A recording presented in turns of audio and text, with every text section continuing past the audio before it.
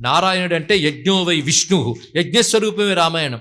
అది ప్రతిపాదించాలి అంటే వేదప్రోక్తమైన యజ్ఞంలో వాడే పారిభాషిక పదాలు అంటే టెర్మినాలజీ, యజ్ఞ ప్రక్రియలు తెలిస్తే తెలుస్తుందండి. అవన్నీ తెలియకపోతే ఒకటి తెలిస్తే చాలు, రామాయణం చదివితే యజ్ఞం చేసినంత ఫలితం అని తెలిస్తే చాలు. ఇక్కడ ఒక యజ్ఞస్వరూపం. ఎందుకంటే వేదములో రాక్షసుల్ని యజ్ఞద్రోహాహ అన్నారు, యజ్ఞద్రోహులని. యజ్ఞం అంటే లోక కళ్యాణార్థం చేసే త్యాగపూర్వక కర్మ. దానికి ఎవరు ద్రోహాలు తలపెడతారో వాళ్ళని రాక్షసులు అంటారు, వాళ్ళు యజ్ఞద్రోహులు. వాళ్ళను పరిమార్చడానికి యజ్ఞమే నారాయణుడని వేదం చెప్తోంది కదా. యజ్ఞేశ్వరుడు అయిన యజ్ఞం ఆయన, యజ్ఞో వై విష్ణువు యజ్ఞ యుజ్జో మహిజ్జశ్చ.